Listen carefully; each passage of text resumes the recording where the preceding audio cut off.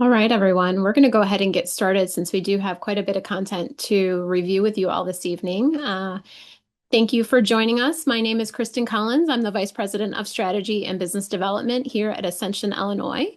Thank you for joining us for today's webinar on adolescent mental health today, understanding fear, pressure, and emotional overload in a changing world. Just a couple of housekeeping items. As mentioned throughout your registration, the webinar will last about 90 minutes. We're anticipating about 75 minutes of content with questions being asked throughout the session. If you do have a question, we encourage you to use the Q&A function, which is on the bottom of your screen in the toolbar, to be able to submit questions at any time. The webinar will be in 3 different modules, so feel free to ask those questions throughout the presentation, and we'll pause after each module to answer questions. If you experience any technical issues, try refreshing your browser and reconnecting. As mentioned in the chat, everyone should be on mute, so you shouldn't have any issues with others being able to hear you. We do ask that when you use the Q&A function, certainly to be respectful when asking questions. You do have the ability to ask the question to everyone, where everyone has the ability to see it, or specifically just to the host and to the panelists.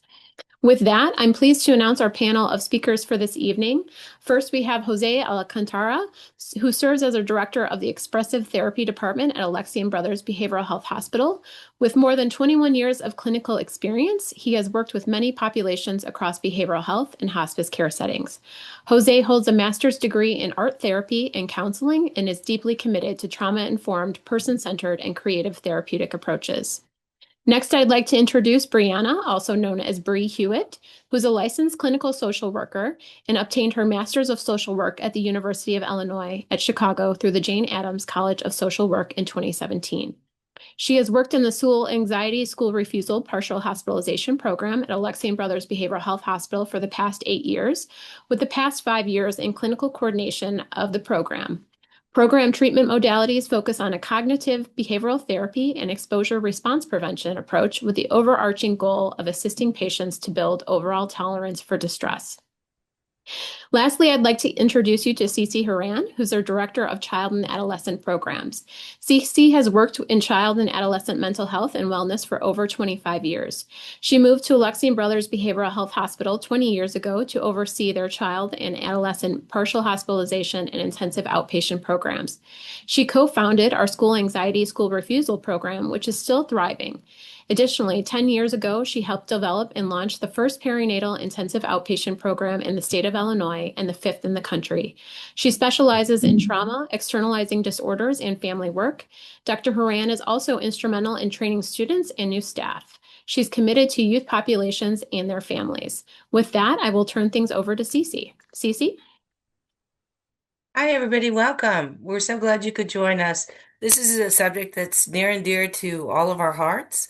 As Kristen told you, I've worked in the business for, I only say 25 years, but it's probably more than that, but that's when I stopped saying.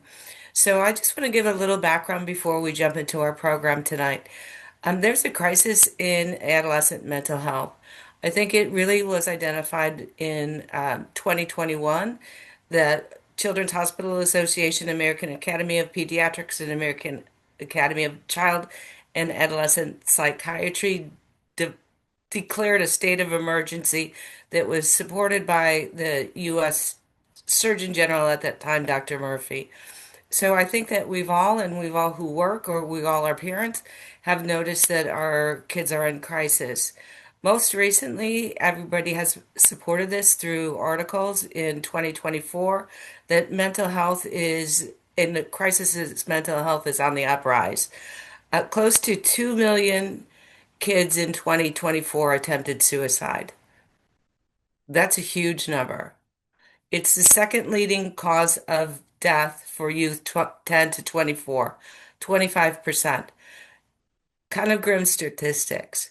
Also, the World Health Association reported from kids from 10 to 19 years old, 1 in 7 are affected by mental health conditions, with anxiety, depression, and behavioral distress being the most prevalent. So that's why we're here tonight, to kind of talk about what the current landscape is and to say that, there are things that we should identify, look at, acknowledge, and move on. The other last thing I would like to say is that we're very apolitical in this presentation, though it may not seem exactly like that because we're talking about some pretty dicey issues, political climate, immigration, climate change, post-pandemic impact, school safety concerns. This is not about whether we're saying there should be gun control or not, or whatever it is. It's about symptoms that we recognize in our teens that are impacting their functioning. So we're really talking about symptoms and what we can do about it, not policy and what should be happening. Okay, Bree. Thanks, Cece. Good evening again, everyone. To break down some of the content that we're going to be going over, again, we're going to break it down into 3 modules with questions in between to make this interactive and the most palatable for everybody. Module 1 is really going to be looking at this larger landscape of these events that we're all experiencing, even as adults, with the focus of how it's impacting our adolescents and teens. Module 2 is going to be us increasing awareness of when we see our teens or adolescents in distress, where module 3 is going to be focused on what do we do about this? How do we support our adolescents? How do we also gain resources for ourselves and help them get access to care so that they're feeling like they're thriving versus feeling the sense of helplessness or hopelessness? We're also going to be talking about this as an ongoing conversation. So Jose will be talking a little bit more about this in detail, but we want to give more spaces for us as adults to have space to talk about what's going on with the teens in our lives on a day-to-day basis, talking about our parent support group. So we'll talk about that more later.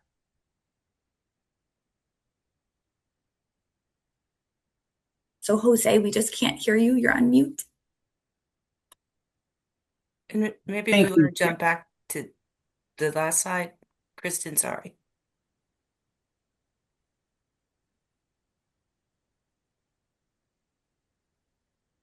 Well, we can stay with this. So good evening, everyone. As Dr. Horan and Bree had mentioned, this is such a comprehensive presentation of really what we're facing and what we're seeing on the ground level.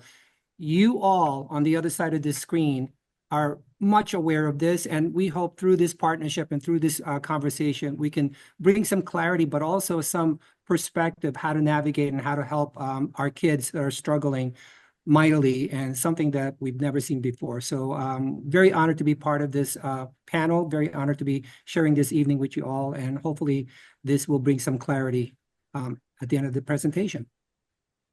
So just want to run through quick the things that we're going to cover: global events, immigration. We're going to talk about climate change, technology, good enough, AI, social media, school safety concerns, school shootings, bullying, social media, perfectionism. There's a whole lot of things that are outside the norm for this world today and what our kids are being raised in and experiencing, as well as all of us as parents. Okay, here's my favorite slide that Bree put together for me with the brain on there. As a clinical psychologist, I'm very much into the developing adolescent brain. Recent research continues to support the fact that adolescent brains do not develop until they are about 20 to 25, 26 years old. What that kind of means is that there's a major growth in the adolescent brain. The brain stops growing but continues to develop and mature into the mid-20s. So, as it says, the prefrontal cortex matures last and is responsible for judgment, decision making, insight, and executive functioning. How I like to explain it to parents is that our brains develop from the back forward. So, all the things necessary for survival, your hippocampus, your amygdala, all of that are formed, and they form pretty early on because you needed to sleep, you needed to breathe, you needed to eat, you need all those things. The prefrontal cortex, which is also called the executive functioning part of the brain, really talks about insight, judgment, decision making, all of that. So kids don't have that. So it's really kind of a dicey time for kids and for parents because they don't have a lot of judgment. I have this like little thing that I say too in family therapy. I'm sorry, parents, but I'm going to ask you to be the frontal lobes for your children, because they do not have that prefrontal cortex ability yet. They're not going to like this very much because you're going to have judgment, insight, executive functioning, all of that for them. So it's going to be kind of a bit of a struggle. Another thing that's going on in the developing adolescent brain is social experiences shape brain development. Changes in the brain responsible for social processes influence a teen's desire to focus on relationships with social peers. I mean, that's kind of a no-brainer. Don't they prefer to be with their friends and to be with others than us? But that's something that really is very helpful. It can be helpful or it can be healthy or it can be unhealthy. Does that mean that they're developing new friendships, joining clubs, um, picking up a sport, an instrument, hobbies, interests, whatever we can do to kind of help gear them towards healthy ways to experience social experiences and not just social media, what Bree will talk about in a while. Um, they do influence a teen's desire to focus on relationship, which also kind of impacts our relationship with our kids because I do have a son myself, 27, so he's not really a teen anymore. But he really didn't want to have anything to do with me until he kind of needed me because he really cared more about what his friends had to say. Okay, next one. So aside from social development, adaptability and learning are key components of teen brain development. Teens' brains are wired to respond to new activities and experiences. That's also how their brain continues to develop. So, they're thrill seekers, they're impulsive, they try these things. And, there's also this kind of invincibility that they have as children or as teens that nothing's going to happen to me. And I'm going to try all these things. Another part of brain development, the stage they're going through is identity formation. So they're trying on new hats. They're trying on who do I want to be? How do I want to be?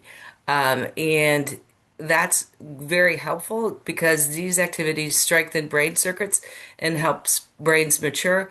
It's not easy as a parent or as a provider to see all these changes going through our kids and saying, well, that wasn't my kid, but now it is, or to kind of harness in that excitement and energy for new experiences to help guide them to be healthy. There are also shifts in reactivity to stress hormones. I think this is important, and I think we all know it, but it's nice to have it backed up by research. Kids react more to stress than adults do, so they're going to be moody. Who hasn't heard of the expression a moody teenager? I know when my son was young, it was the same, or the kids that I work with at the hospital, they're moody. One minute they could just be like, oh my gosh, this is great, wonderful. And the next moment they can be like, oh, yeah, okay, well, this kind of stinks and I'm not a part of this. Um, Capitalizing on that is also their interaction at this time is to separate from their parents. And that's a developmental task in adolescent. So they will experience the I love you, I hate you, I love you, I hate you kind of experience, push you away because it's the second individuation stage, and that's something that they just need to go through. Sleep patterns. This is one of my favorites because it really kind of reinforces for kids, but makes us as parents need to double down on the fact that melatonin levels rise at night much later than they do in adults. So when your kid is complaining that they're not sleepy, they're not sleeping because their melatonin, which induces sleep, doesn't start to produce till 3 to 4 hours later than when they become adults. So it's a very tricky time. We could get in a debate about how early school starts and all of that. But I think just to recognize that they're not just being behaviorally challenging, it is a real phenomena that they are just not going to be sleepy. Doesn't mean that you don't take the screens away because the blue light is going to really impact whether they're able to sleep. And sometimes maybe they just need to be need to be so bored that they fall asleep, and to try and get them to sleep earlier. Kids need a lot of sleep. Teens need a lot of sleep. Brains develop a lot when kids are sleeping. Obviously, mental illness begins to surface in adolescent when we start to notice that. Okay, so Cece's content that she just went over, I think, is a really great way to start this presentation because as we're going through these recent world global events, we've got to be looking through the lens of how an adolescent is processing all of this information. So we'll refer back to that quite a bit. So I'm going to start with the political climate, which for any adult, if you're turning on the news for a few minutes or opening up social media or in the office or at the dinner table with individuals, there's something coming up that feels very jarring and impactful to some capacity. Our teens are having access to this all the time as well. We're seeing such a national political divide and we're seeing violence also. And so, again, just how the adolescent brain is consuming this information. We'll talk about just how to have dialogue around this. But I do, without going into all the specific different policy changes, want to reference that there is a lot of change happening. And a lot of these policies are looking at reducing health care, for example, for Medicaid, which we probably won't see that impact until closer to 2027. We're seeing rollbacks on SNAP benefits. So this is offering groceries for low income families. The education system is also seeing a great deal of changes then too. And so when I think about these policies, as we're still figuring out what this is going to fully look like, we are also talking about some basic needs specifically for marginalized populations. And so my social worker brain is always thinking, okay, how can we fill these gaps? And as a hospital system, making sure that needs are being met. But specifically, we're seeing people of color, we're seeing low income families and the LGBTQ community being impacted the most. We talk about the social determinants of health. Those are non-medical factors that we know are related to long-term mental health and physical health outcomes. If we don't have groceries to bring home and food on the table, if financial security is at risk, if we don't have access to healthcare, mental health is not going to improve. We're going to see also long-term just physical health, and we know physical health and mental health go together. So all in all, I think this is something that will be an ongoing conversation. If we are adults that are serving the adolescent population, staying informed. If we are a parent or caregiver, knowing that we can need to have conversations around these topics. And I think as the United States, we tend to be individualistic sometimes. And this is a great time to actually lean on community. And so when these tough topics are really coming up, I think this is a great time to really be putting out a helping hand. And so I'll talk about some interventions that we can really utilize as we're moving along in this presentation. Okay, immigration policies impact. I'm just going to read the bottom line and then we'll talk more about this. Immigration, detention, and deportation exert profound long-term harm on youth mental health, acting as toxic stress that drives depression, anxiety, PTSD, and for many, suicidal ideation.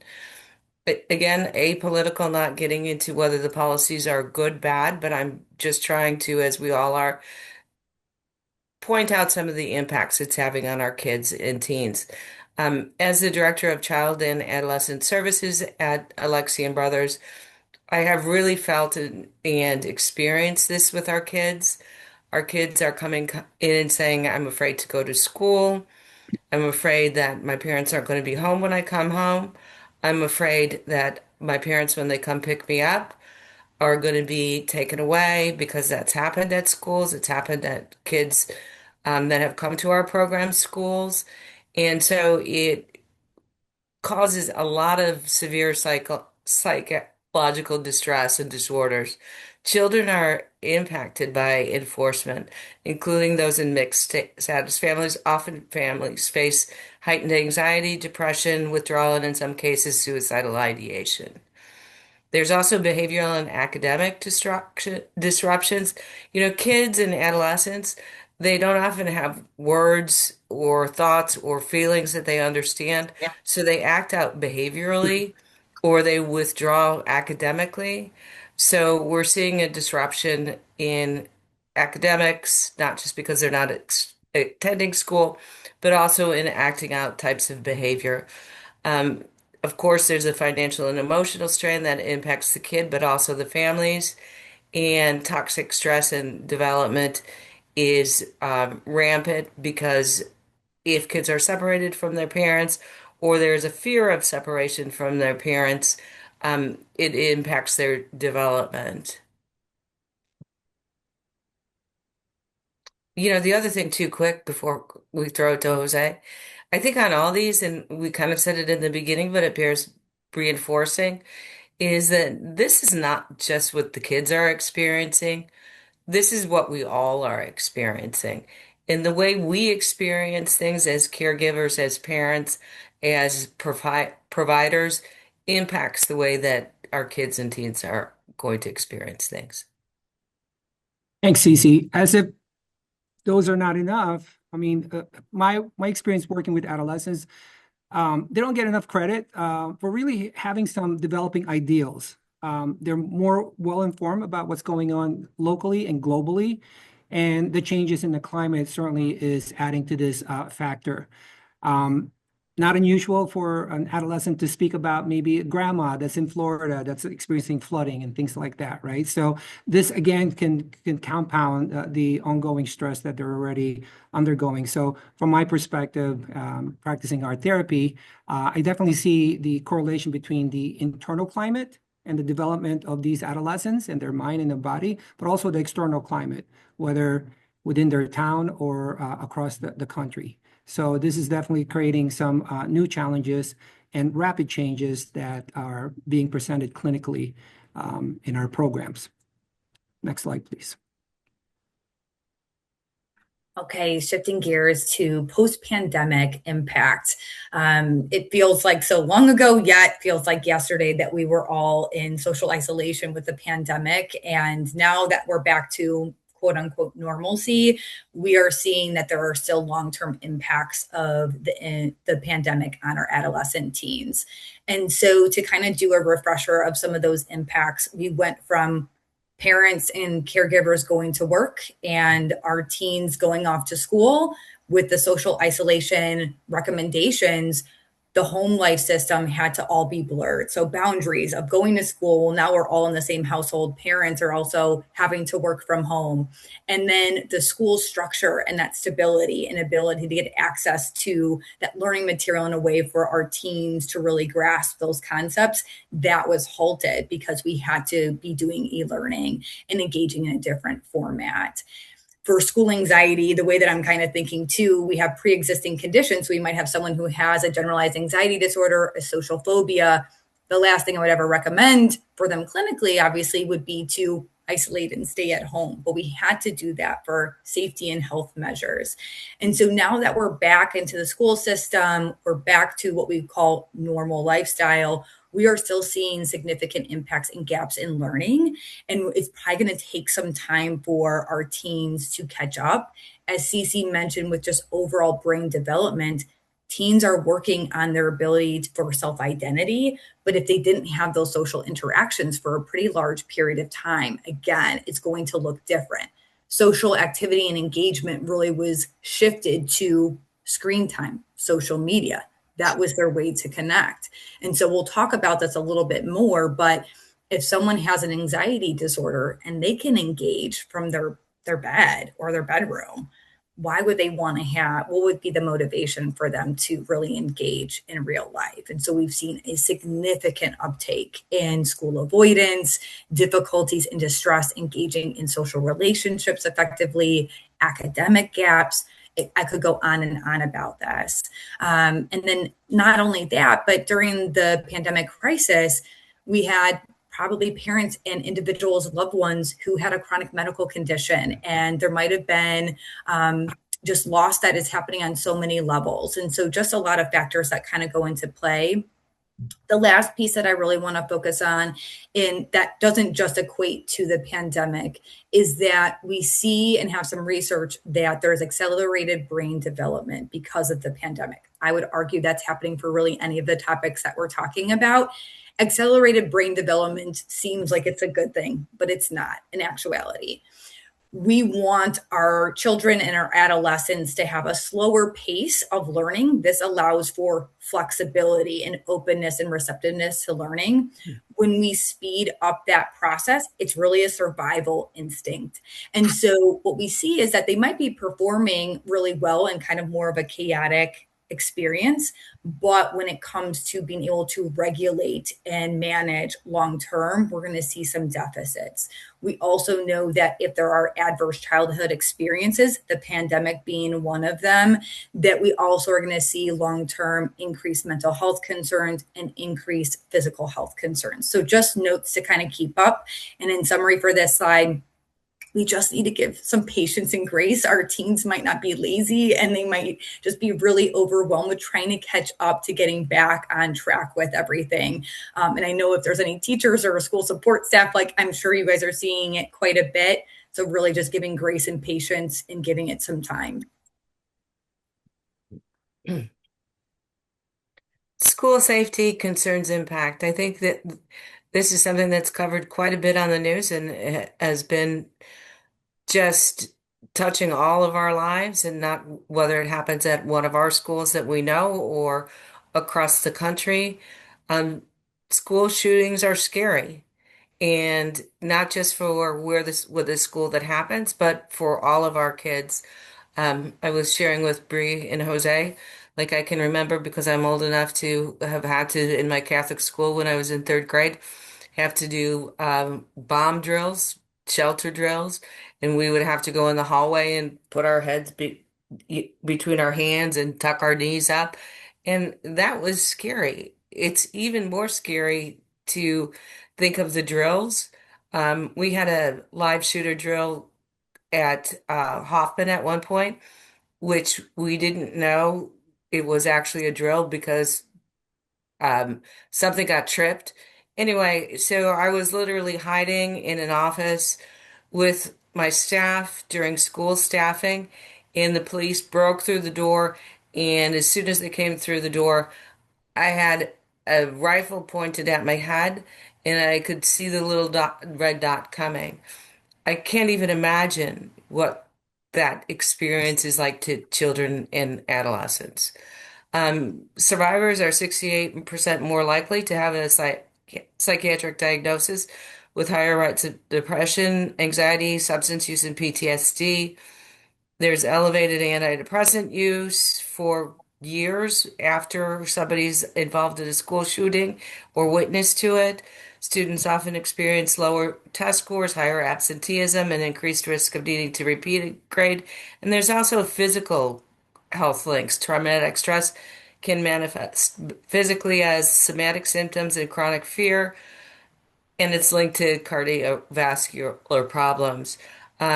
Vicarious trauma, it doesn't just occur, like I said, to the people that experienced it. It is also not just the kids in the school, but sometimes kids just watching it on the news, because it really kind of creates a loss of the school as a safe haven. I mean, it used to be safe to go to school. Kids don't experience school as being safe to go to anymore. And that's very sad. And it results oftentimes in school avoidance, where kids avoid it because they don't know what's going to happen at their school. They're just afraid. There's also a negative impact of drills where they sometimes are experiencing what I experienced is a bit of PTSD every once in a while in the drill that we had, where there's a drill and they just kind of keep experiencing it over and over again. So there's serious safety concerns that are impacting our teens and their mental health from not feeling safe at school.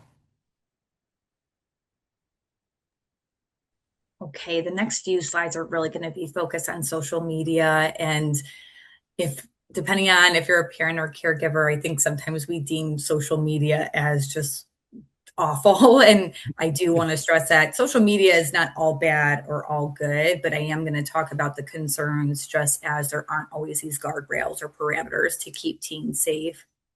I'm going to start out by kind of talking about the reason why our teens seem to consistently engage in social media and have a hard time taking a break from the screen time. So with the brain system, we have the mesolimbic system, which is that reward pathway. We're going to be talking about the neurotransmitter dopamine, which gives that sense of pleasure. When a teen is on, let's say, TikTok or Instagram, and they like a certain account or a reel, they are then, that algorithm is going to shift and say, hey, we know the content that you're wanting to be consuming. And so more content is then going to be filtered that the teen is going to want to consume. And so this can really mirror almost very similarly to any other addictive kind of pattern if there aren't some parameters in place. And so some of the content could be positive and engaging and pleasurable. And especially when our teens we've been talking about other events that are causing so much distress, our teens are really looking to self-soothe and have a break. A lot of our teens are like, I just need a brain break. Like, I just want to scroll for a little bit. And so because of that, they're self-soothing through this. And when it feels good, we want to do more of that. Now, we also know that there's a lot of what I would call like quote unquote negative content or really distressing content on social media. And so often our teens will say, oh, I've been doom scrolling for hours and hours. And you would think, well, why are they continuing to do this? This is a natural part of our biological nervous system. We are built to find content that may be a safety concern and to seek that out. And then we mix this also with the pleasure pathway.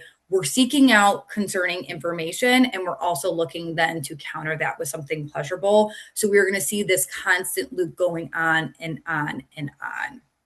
So we can shift to the next slide. So, and I'll kind of be talking about the next few slides kind of interchangeably, but there's a couple different images of a few different platforms. I'm going to reference also the book, The Anxious Generation by Jonathan Haidt. I always think about when I'm reading a new text, what's just one key takeaway that I can really grasp from that text? And what I would say is that his key message was really that social media platforms, AI included in that, is underprotected for our children and adolescents. We are trying our best to protect them in the real world, but then when it comes to social media and online platforms, there just aren't those parameters in place. So when we're talking about bullying, for example, we could have a 15-year-old who maybe in the school setting, for example, had a falling out with a friend. And that friend might then create an anonymous account, which AI is making that beyond easy to do. And there can be text messages, stories, reels posted that we don't necessarily know where that's coming from, but might be, for example, disclosing very, very personal information that everyone can see from their school or their class. So talk about going to school and knowing that information that you did not consent to is out there for everyone to see. Again, thinking about teens as they're developing self-identity and confidence can be shattered so quickly. What's scary about this is that it's really, really hard. I know the school system probably has so many challenges of these things happening outside. It's not necessarily happening in the school setting, but then we're seeing those consequences when kids are struggling to go to school, or there's impacts of how they're engaging in the school setting because of social media.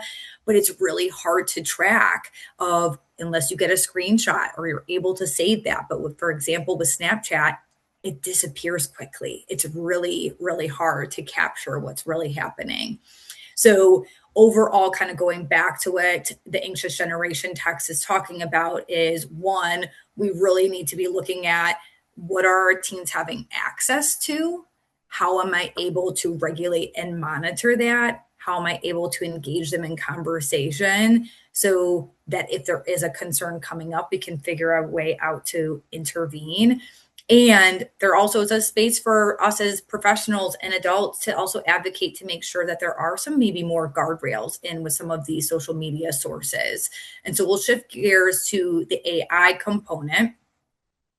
Again, all of these things can be good in moderation, just like I would say for most things.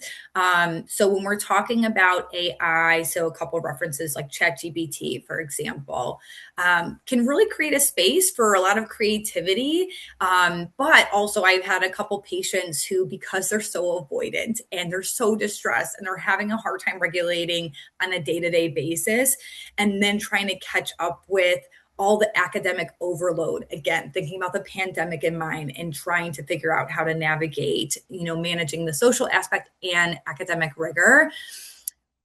We have patients in our program who are writing entire essays using AI. And so schools are putting some parameters in place to detect that.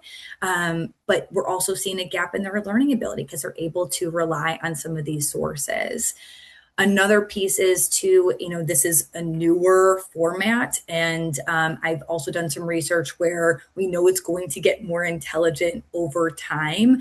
But right now, what we've seen is when we have some of our teens who are in mental health crisis and they're seeking out support, they're getting misinformation sometimes. So there's at least 2 counts that I'm aware of where we have evidence that 2 teens died by suicide. They were in a mental health crisis. They were talking to a chat bot. And then over time, they built this really strong connection with that bot. Again, thinking talking to peers in the real world feels really, really uncomfortable and distressing, but I'm getting quick responses from this AI individual. I'm forming this bond. And so then we're having this dialogue, and when we're talking about crisis in these 2 situations, the chat bot, for example, gave information about actual lethal methods and actually deterred those teens from going to their peers. So a great area for advocacy. Again, AI can have its space, but we really want to be mindful, especially for our teens who already have a pre-existing condition of an anxiety diagnosis or a mood diagnosis. The other piece, and I have on here, so isolation paradox and then AI psychosis. So again, speaking to, if I could be in my bedroom and engage with a bot and it's making me feel good and I'm having a good time, what would make me want to go out in the real world? So talking about those life skills later on in our later teen years or in young adulthood. And then also AI can create a sense of altered just reality. So with psychosis, we're not in touch with reality. And so something to keep in mind, and there's going to be new research I know coming out in the next few years regarding this, but we're seeing teens who again are getting misinformation about variety of topics and might have a different sense of identity and ego based on the conversations that they're having. And so to go to the last slide, I think about our girls or our young boy teens. This is an example. This is a screenshot of an Instagram profile. This is a fake profile. This is not a real person. So if I'm a teenage girl and I'm seeing that this female has a ton of followers, she's getting brand deals, she's living the best life. If I'm seeing content like this all the time, but I don't know, it's not clear that it is an AI account, think about how I'm going to be relating to myself. Teens are already comparing themselves so much to other people and have a lot of feelings of inadequacy, especially if they already have a pre-existing condition. And so again, an altered sense of reality of what's really going on. So again, things to keep in mind in summary for these social media and AI slides is be thinking about, what is my teen having access to? And how can I engage them in a conversation where I'm not judging, because we know it's something that's important to them. It's not all bad, but we want to be available to them if there is a concern, whether it's bullying or false content, etc.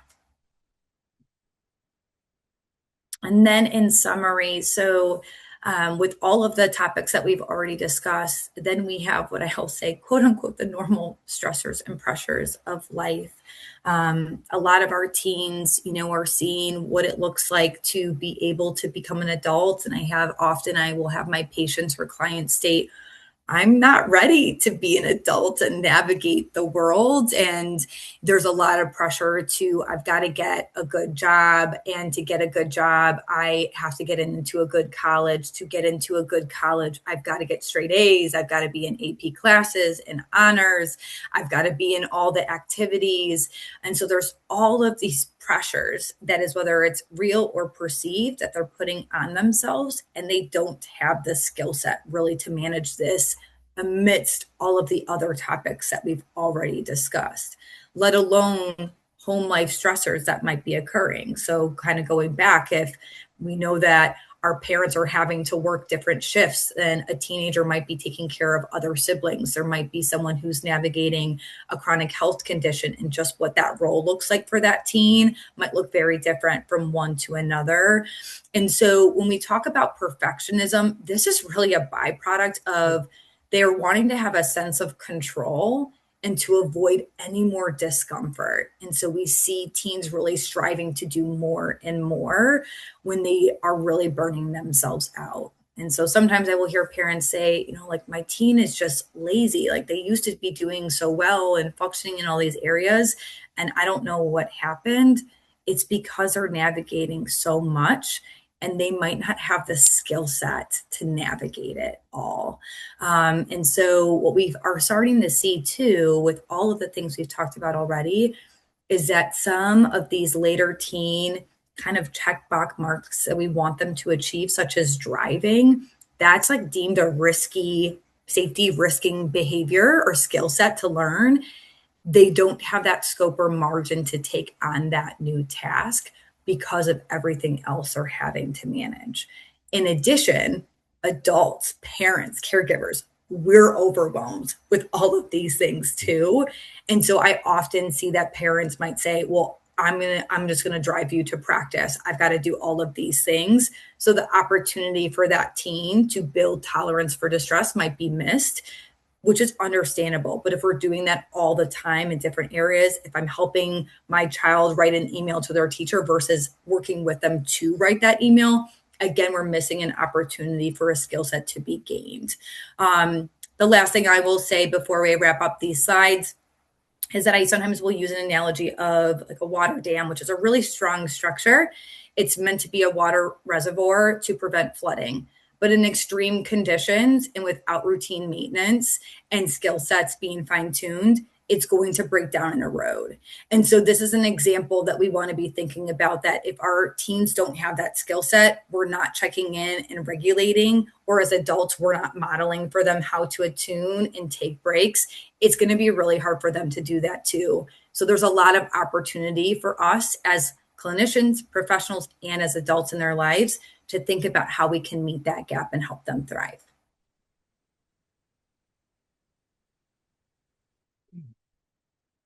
Okay, at this time, if you have any questions, we encourage you to enter it into the Q&A. We do have one question slash statement, and Bree, I think this one is for you, related to social media.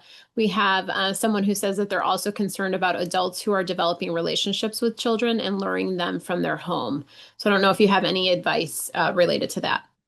I was going to say, I almost meant to comment on this, is there's no age discrepancy. So like, our teens are not going to know what age range they are talking to. So this is, again, kind of that guardrails piece.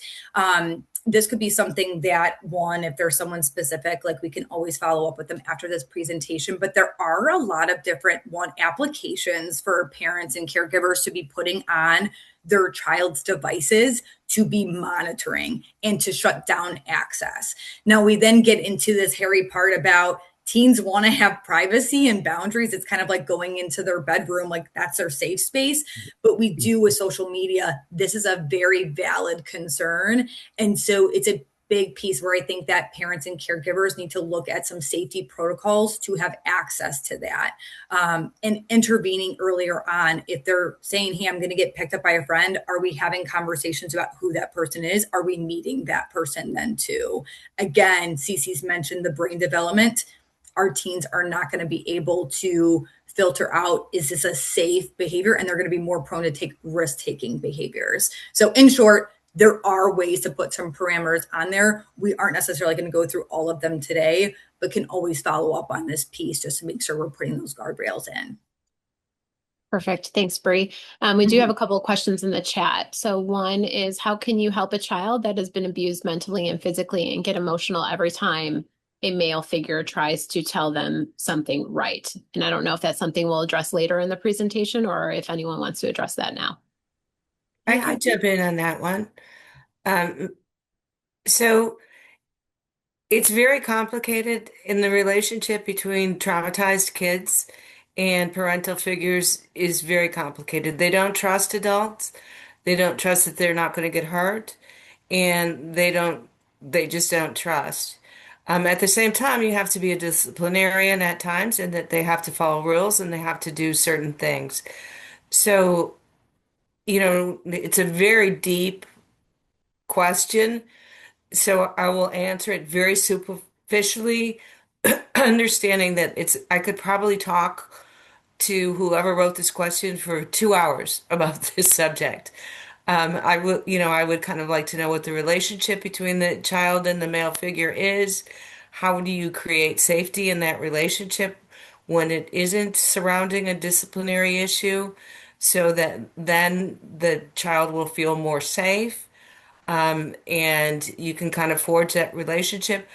Kids are not going to like being told what to do, period. But it's especially confounded by the fact that if a kid was physically and emotionally abused. Um, so it's not an easy question. We will put our contact at the end. If you want more advice or discussion about that, this is kind of my bailiwick. I've done this for over 25 plus years, as I said, and would love to talk to you more offline in depth about what I can do to make suggestions. Thank you. And that viewer would like more information. So we have one more question. Do you have suggestions for ways to build up distress tolerance skills and more specifically tools that school support staff can provide parents? Yeah, I'll speak to this briefly here. I think that this is also we'll talk about this more in module 3, but one, I think we need to look at clinical intervention. So one, I think school staff can definitely be talking about that, whether that's a school social worker or counselor, if we're identifying a patient or a student in need. But I think a big focus also could be looking at, is this teen who's having a really hard time regulating, are they seeing an outpatient therapist? Are they getting those resources? And then we also have to give opportunities to use that skill set. So a big focus in the school anxiety program is, are we going to be talking about, for example, Wise Mind or a DBT skill like accepts or Dear Man and communication skills. And a lot of these skills are what I call life skills. They're skills that are going to carry on and should carry on into adulthood. And then we need to give opportunity to utilize them. If I were to go back to the driving example, is we want to meet them where they're at. If I told a teen who's never been behind the wheel, let's go drive on the highway at nighttime in the blizzard, that is going to be flooding and overwhelming. So can we break this down into small increments? And can we also model how to apply that skill? So that's in short. Again, can go into more detail a little bit later on, but I think it's a combination of, can we give space? Does that need to be in the school setting, following a specific curriculum, and or also referring to an outpatient therapist who can be working on those skill sets and then providing opportunities at home, school, etc. Perfect. We have one more question, and we can either address it now or throughout the presentation. So my granddaughter has to navigate between living during the week at my daughter's home, but then every other weekend and holidays is at her father's, my daughter's ex. I worry about her stress in this transition and frequent upheaval. So I don't know if anyone has advice that they'd like to give this attendee. Sure. That's a very complicated question as well, without easy answers. So again, offline, I'd be more than happy to address some of it. But the short answer is that the parents in the situation need to be consistent and on the same page. There needs to be similar types of rules in both households. Transitions are tough. That needs to be acknowledged to the kid that, it's not easy to go live in this household and then live in this household. because it's even if they're consistent as far as their rules and parenting styles, they're just different environments. So some of it is also just kind of validating with your granddaughter that it's okay, that it's confusing, and that it's anxiety producing, and that you're just not liking it so much. So sometimes the best thing we can do is just listen and validate and not try and problem solve because that's really kind of up to the parents to figure out how to co-parent and problem solve, how to make it easier for their children.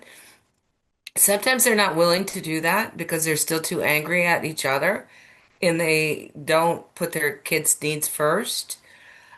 So as a grandma, the best you can do is say, I know this is hard. I know you don't like it.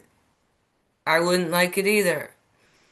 Let's make the most of it. Can you say three things that are great about living with mom and three things that are great about going to the holidays with dad and spending some time with him? And let's focus on some of that stuff.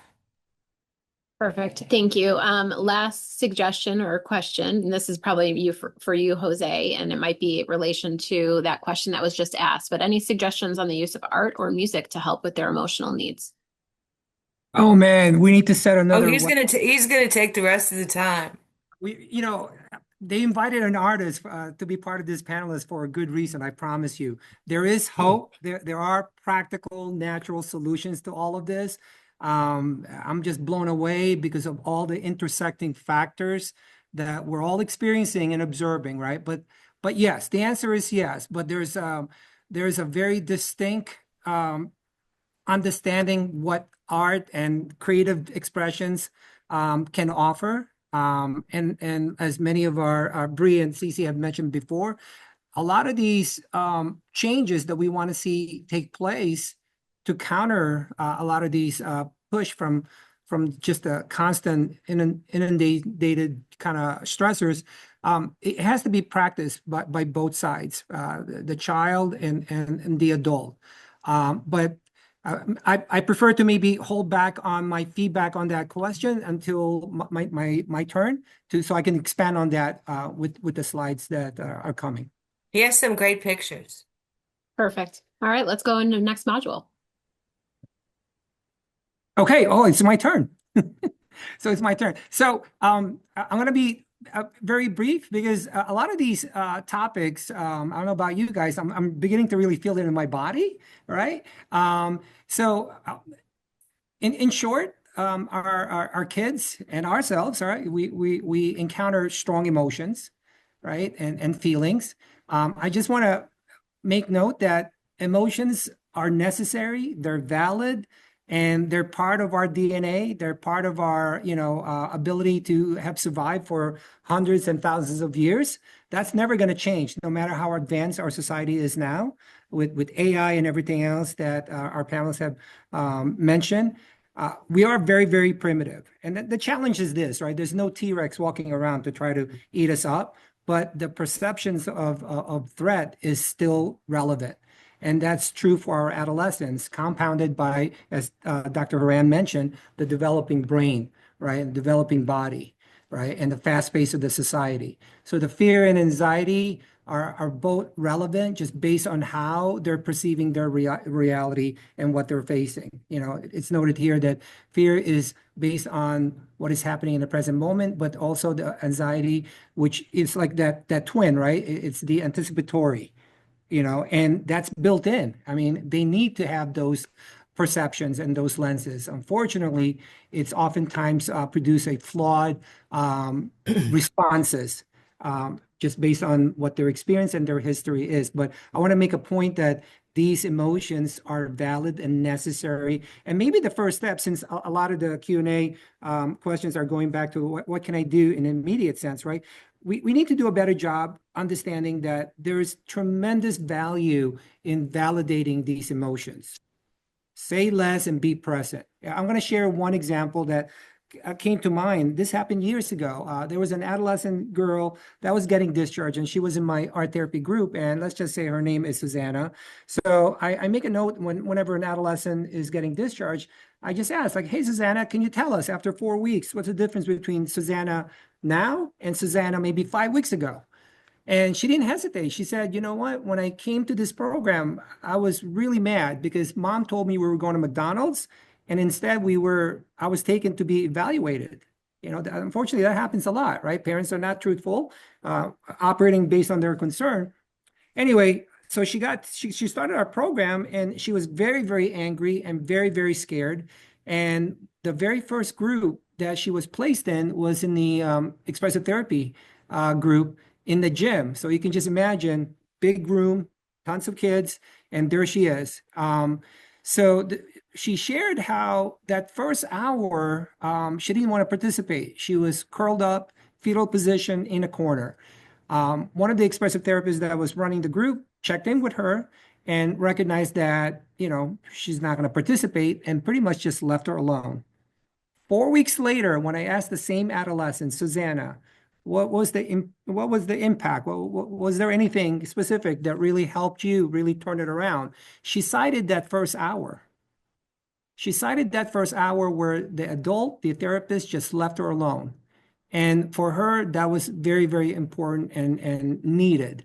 So the moral of the story is sometimes we might have solutions, right? Just based on our parenting skills and experience, being at their age at one point, and so on and so forth, right? But there is a lot of value about just being present, not to be so solution focused, right? But perhaps just focus on the present moment. So on this slide, I just want to validate that anxiety and fear are interwoven with tremendous speed in how it impacts the body, and then which then influences the behavior, which then creates cyclical events and outcomes. We spend a lot of time teaching our kids in the program how to break down emotions and how to recognize and develop alternative responses. That takes time. Believe it or not, adolescents, it hasn't been mentioned yet, adolescents are very resilient, and they've become one of my favorite age group. And they taught me that they are very, very resilient, even though their frontal lobe is not fully developed as we understand. They can develop tremendous insight. When I ask an adolescent what's been most impactful being in the program, oftentimes they'll cite the basic human needs to be heard and to be able to talk without judgment. Process group. We have process group. Of course, expressive therapy is very, very impactful. Rarely do they say medication. Maybe that's fourth down the line, but really to be present with other people, other kids, and not experiencing judgment, to be able to hear their voice finally. Those, I feel, are the natural movement back to all of these kind of artificial modernity that we're experiencing. That's really complicating the mental and behavioral health. It's a lot, but so this next slide, kind of just a quick illustration of how at any given time, imagine an adolescent, right? Developing and, 2 families, 3 homes, different routines, signed up for like 8 different sports all year round. That's another thing, right? That's really factoring in this, right? And then all of these factors that you see all around here, right? The perception of like, am I doing enough versus my best friend that's going to be accepted to the college, concentration, the sleep, deprivation of sleep.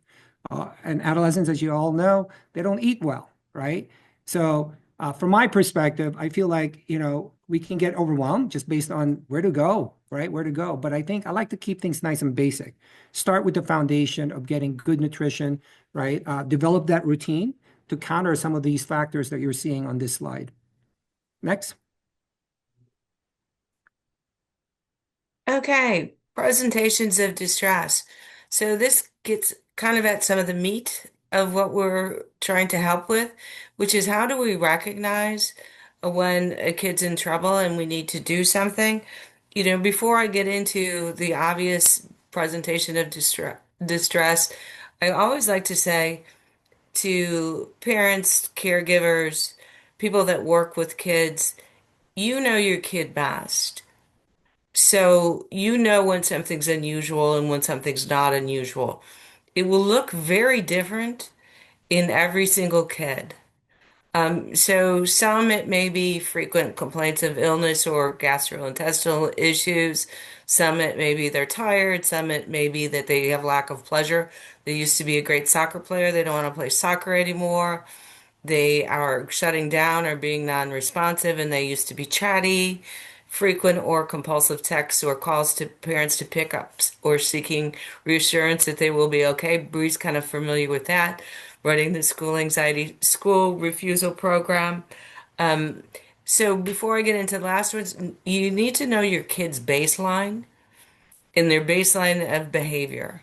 Because I know raising a child myself, who's not a child anymore, that, what may have seemed unusual for other kids was not unusual for him. But when he did certain things that were unusual, I paid attention to, and others I didn't so much. So know your kid. If you start to have the spidey sense, the mother gut, the caregiver gut, the guardian gut, whatever is the gut, that, something may not be exactly right, trust your gut and explore it more. If they visit the support services a lot at school, if, eating disturbances, or it says hygiene, isolation, those are like the huge first line indicators. Academic decline. If they start to use substances, self-harm, risk taking, if they start to really kind of go off into very unhealthy types of alternative actions or coping skills, that's a sign that something's wrong. Or at the very least, they need some education on how to find ways to help themselves feel better without harmful things. And of course, impulsivity, or if they start to become really angry and verbally or physically aggressive, whether it's in the family or at school, that's unusual. We're going to skip this one. And we're going to skip questions after module 2 because we really want to get into module 3 because we want to talk about how we're going to help and leave time at the end for Jose to talk more about all of his great stuff. All right, shifting gears into module 3. So this is more of that action step. I think Jose touched upon this then too, just mentioning not to be super overly solution focused because sometimes, as a parent, you're probably like, I want to fix this. I'm seeing distress. I've got that gut feeling that Cece's talking about. And so I want to make them feel better, which is just a natural parental caregiver instinct. But sometimes we just need to give space. And so one of the big key areas is that I'm going to encourage that we're modeling behaviors ourselves as adults in their lives. One of those ways is by engaging in a conversation where we're seeking to understand and giving an open space for dialogue. How are you feeling about these events that are going on, whether that's at school or what you're seeing in the news or what happened to so-and-so? So engaging in those curious conversations and making those consistent and regular. Oftentimes when I have families that I'm working with in program, the communication is not happening, or it's happening in the morning when we're trying to get off and stress is high with trying to get to work, or in the car to get to school at the time that they're supposed to, when really maybe we need to set time aside in the evenings when stress is lower to have those types of conversations. As adults, we really are such a great avenue to model regulation skills. So even for myself, obviously different brain development than an adolescent. I'm more in tune though if I'm on social media and I'm seeing all these news sources come through, I'm feeling it. I'm tense. I'm stressed. I'm feeling an emotional reaction. That's my cue. That's my signal. I might need to put the phone down and take a break. If we want our teens to do that, we've got to be able to do that. And when it comes to screen time overall, again, the reality is if we were to look at the recommendations of having our teens be on screens less than 2 to 3 hours, I'm sure most parent caregivers are like, yeah, right. That's just not going to be happening right away. My kid is going to freak out. And so what I actually am going to encourage a little bit more is how can we just reduce the time on screens and really be able to model engagement in other behaviors, including foundational pillars of health. Am I taking time to be present while I'm eating a meal? And am I doing it with a coworker or a family member with the kids at the table? Am I putting the phone away during that time? Am I going for a walk to de-stress and getting some outdoor time and space? Am I making sure I'm taking care of my physical health? And as Jose will talk about a little bit later, are we also thinking about the art piece?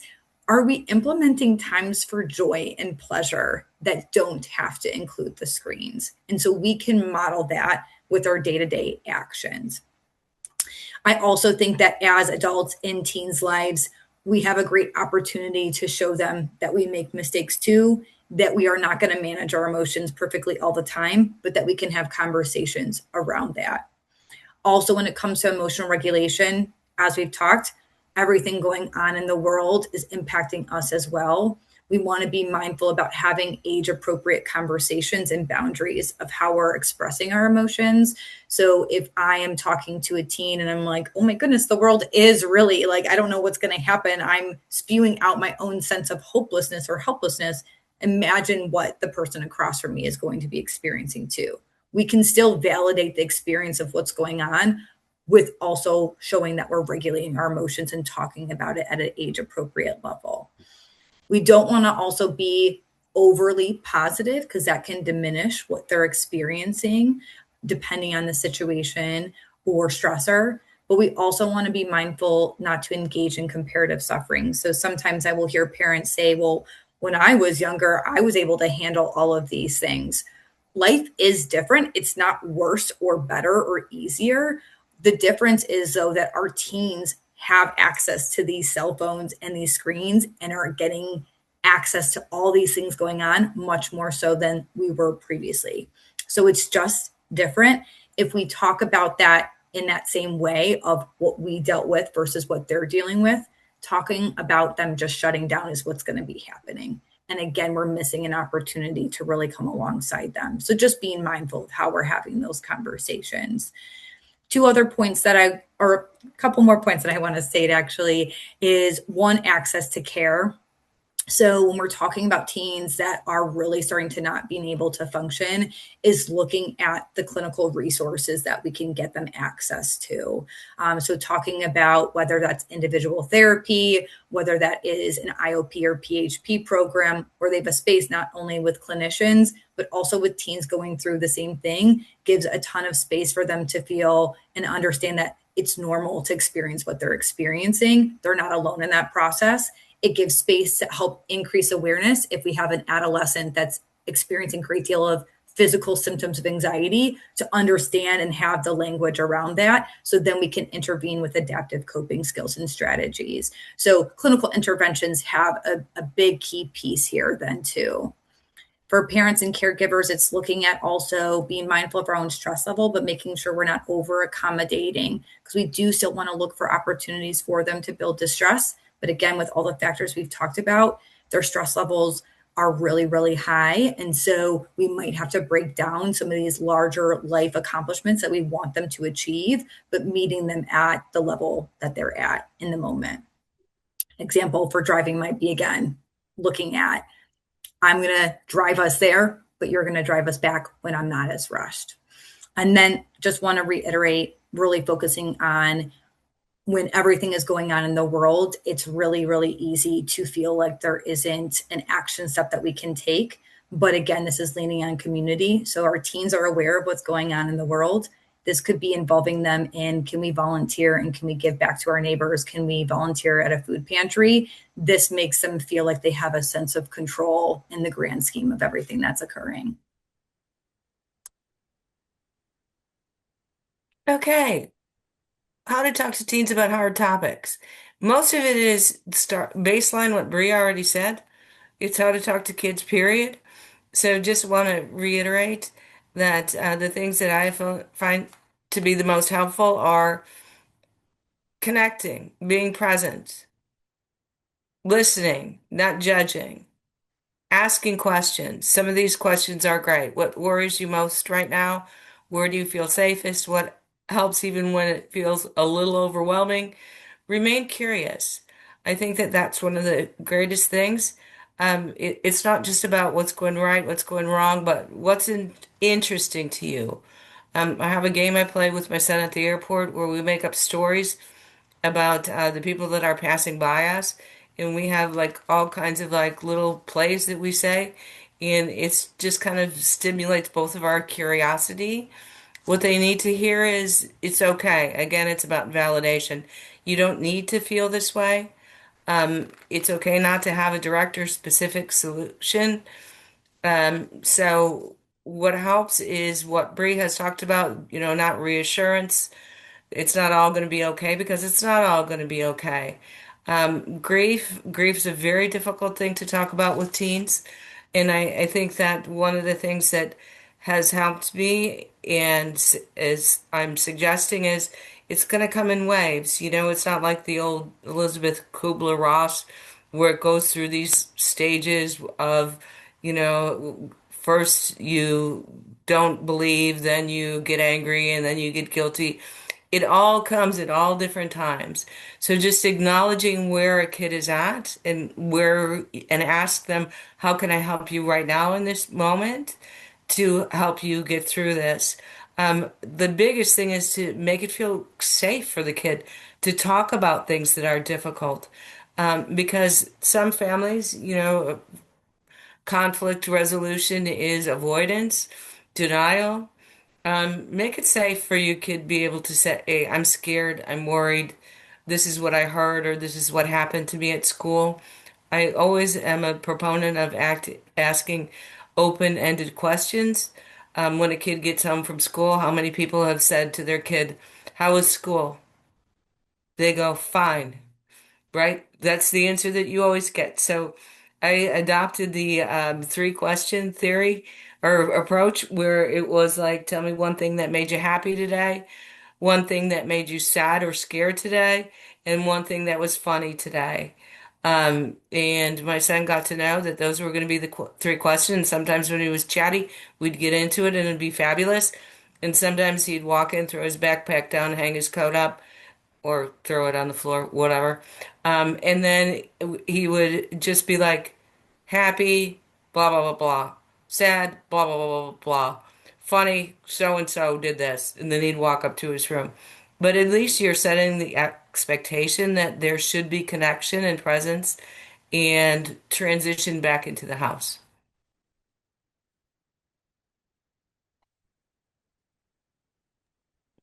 And I've kind of addressed this question then too. So I think the next two slides, unless someone has questions, we can leave that at the end, a little bit more about screen time. So the next two slides we can skip on over. Take it away, Jose. Okay, so I'm going to try to condense everything here. There's roles and opportunities really for all of us, right? Regardless which side you sit as far as your relationship with that adolescent. I think ongoing dialogue and conversation, being creative in how to create that space, as Cece had mentioned before. And I think Bree also mentioned about like being able to kind of lean on available resources. Later on in this conversation, in this talk, we're going to be able to offer you guys a couple of resources that we feel could be a source of support, but also an outlet for not just the adolescent, but also for the parents or professionals out there that are working with adolescents. Just really, I'm a big proponent of just really understanding the importance of developing an ever-changing routine that we can then incorporate to our family. Yeah, I think adolescents are constantly listening and absorbing and inheriting things that we've sort of done before and things that we struggle to maybe follow up. It's not uncommon for adolescents to talk about, oh, my parents and I used to visit the parks. We used to go on road trips. Things that tend to slow things down, not because they're simpler, but really because that's inherently entrenched in how we make meaning as human beings. Eating popcorn, right? Skipping the to-go and maybe experimenting with like cooking your own dish with your kids and empowering them to chop the zucchini and so on and so forth. These are the things that I hear adolescents talk a lot. Either they crave or they miss or they want to explore. really introducing those new space, whether at home or in a school setting even. So we find that these things can really impact their ability to understand their emotions, but also, as Bree mentioned before, be able to practice distress tolerance. So it sounds complex and it sounds like the solution is always 3 steps ahead of us, but really it's a combination of holding the space, right? Using traditional methods of how we existed before the advent of cell phone and social media. These are the things that I see adolescents fall back in longing and looking forward to help kind of integrate some of these fragmented stories that are happening in their lives, whether it's inherited trauma or onset of depression and so on. Next slide, please. It's always good to, like, all of these things make sense. We're all speaking the same language. We're either parents or professionals that have spent a lot of hours and years with adolescents. But as an art therapist, it never ceases to amaze me how I've really fallen in love with how we sort of hold stories, regardless of what those stories are. We, as human beings, we have a need really to understand our story, to make meaning, right? And to be able to share it safely. And when we do that, it's amazing how things begin to kind of crystallize, and that's true for adolescents. So these 3 images that you're seeing right now are done by an adolescent that was getting ready for discharge. So the image all the way to the left, it's like a flat image of, looks like a little boy and layered with different papers. When he described this to me, he described it as, Jose, this is me at the start of treatment. I was inundated not only with fear and anxiety, but depression, but literally my world. I feel like, I don't fit into my world. I feel like I'm sinking in really, really fast. So his artwork on that left-hand side was an interpretation and expression of where he was. And the power of creativity is to be able to tell that story. And by telling the story, he's able to kind of utilize those untapped skills, right? So in the middle page is an illustration of the same boy during treatment. What you'll notice is that obviously the figure is bigger. This is classic art therapy, to be honest with you. The persona or the human figure is gaining scale. And you notice that the background is now the foreground on the left-hand side becomes the background, right? He's stepping forward, stepping away from the muck that he was coming in with. And of course, right before discharge, he made this one image of him literally stepping out and moving forward. To me, the way I understand it is that he's ready to return. He's ready for discharge. He's ready to return to school. He still has some baseline fear, and that's healthy, right? But he also understands that doesn't have to hold him back. So I thought these 3 images really illustrate the evolution. And when we talked about earlier slides about these are developing bodies and developing brains, right? They don't get enough credit and really understand they're fully equipped based on the present moment. Given the right space, the right tools, honing in on traditional method of making meaning, they can do it. They really can do it, and they appreciate it, and the resiliency is profound. So that's the message really that I want to leave with you all in the works that I've done with adolescents. Next slide, please. I'm going to Yeah, go I'm ahead, going to Cecelia. interrupt because this is like such important stuff, but I think we're running out of time. So I kind of want to leave some time for questions because we only have 10 minutes left, and also go through some of the resources that we have, Mm. if that's okay with the group. Yep. Yep.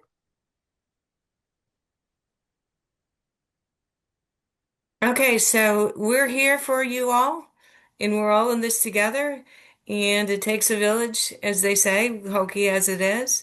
So if anything resonated with you and you would like more expert advice or just consultation or just an ear, We are here for you, and please do reach out. So here's our information. We have a call center for general questions access, which gives free level of care screens to kind of determine which is the best approach and level of care for a kid. Do they need to go inpatient for safety concerns, partial because they are not very functional, outpatient, whatever it is? You can always reach me at this email address. That's usually the best way because I move around a lot and I'm at different sites. But I'm kind of glued to my email during work hours. School anxiety, that's the number. Adolescent partial, Crystal Lake. I have a site in Crystal Lake, so if you're out in McHenry County, we also offer services out there. Basic 988, everybody knows about by now, I think, the suicide and crisis line. Reach out to your school professionals. They're a great group of people. Community health organizations, local advocacy groups, and parent support group. And we have two great support things and ideas to kind of further and carry on the conversation. Okay, Jose, back to you.